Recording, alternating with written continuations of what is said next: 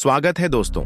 आप सभी का इस कहानी में एक ऐसी 20 साल की खूबसूरत नौजवान लड़की की जिसकी मां विधवा होती है, कैसे उस लड़की की काम वासना की प्यास बढ़ जाती है, कैसे वह हर दिन अपनी इस प्यास को बुझाने का प्रयास करती है और फिर कैसे एक दिन एक नौजवान साधु आकर उसकी इस प्यास को बुझाता है। इस कहानी को अंत तक जरूर देखिएगा, मजा आएगा।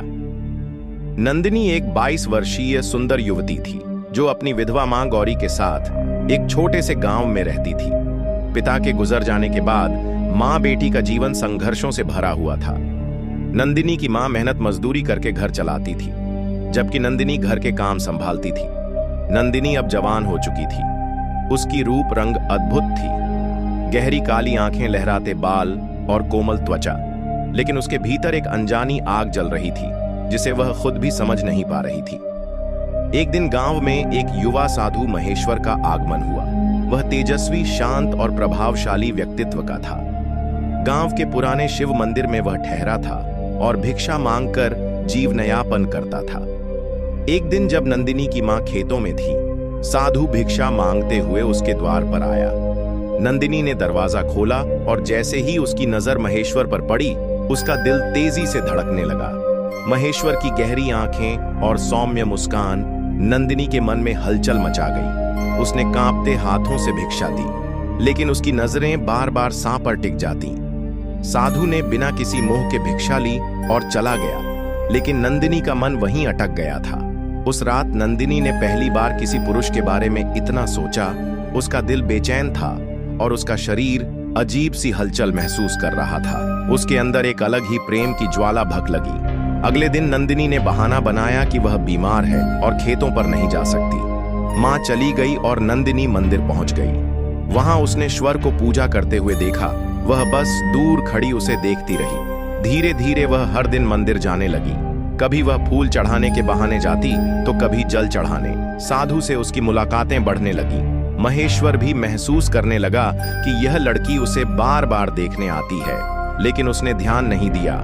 रातों में नंदिनी के सपनों में महेश्वर आने लगा। वह सपने में देखती कि महेश्वर उसके करीब आ रहा है। उसकी सांसें उसकी गर्दन को छू रही हैं और उसके आंख को संतुष्ट कर रहा है। उसकी कल्पनाएं उसे और बेचैन कर रही थीं। एक दिन वह मंदिर में अकेली थी। महेश्वर पूजा समाप्त कर रहा था। जैसे ही वह बाहर निकला, नंदिनी ने उसका रास्ता रोक लिया। महाशय, मैं आपसे कुछ कहना चाहती हूँ, नंदिनी ने कांपते स्वर में कहा। कहो बेटी, महेश्वर ने शांत भाव से उत्तर दिया। मैं आपको चाहने लगी हूं। मेरा मन, मेरा तन, सब कुछ आपके लिए तड़पता है। महेश्वर कुछ क्षण चुप रहा, फिर उसने गहरी सांस ली और कहा, नंदिनी, यह केवल मोह है। नहीं, यह मोह नहीं, प्रेम है।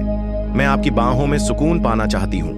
मैं आपकी हूं, नंदिनी ने कहा, और उसकी आंखों में आंसू आ गए। उसकी मासूमियत और प्रेम देखकर महेश्वर विचलित हो गया। नंदिनी ने धीरे से उसका हाथ पकड़ लिया। यह पहला स्पर्श था। महेश्वर ने कुछ नहीं कहा, लेकिन उसने अपना हाथ धीरे से छुड़ा लिया। तुम्हारा मन भटक रहा है नंदिनी, प्रेम त्याग में है, बंधन में नहीं, कहकर वह मंदिर के अंदर चला गया। नंदिनी रात भर रोती रही। अगले दिन जब वह फिर से मंदिर पहुंची तो वहां महेश्वर के गुरु तपोमूर्ति स्वामी जी पहले से मौजूद थे। गुरु जी को देखकर नंदिनी घबरा गई। उन्हें सब कुछ पहले से पता था। बेटी, तुम्हारी आयु को दोष नहीं दिया जा सकता, लेकिन तुम्हारा मार्ग गलत है। मोह में बंधना सुख नहीं, दुख लाएगा। तुम्हारा विवाह ही इस समस्या का हल है। गुरु जी की बातों ने नी की।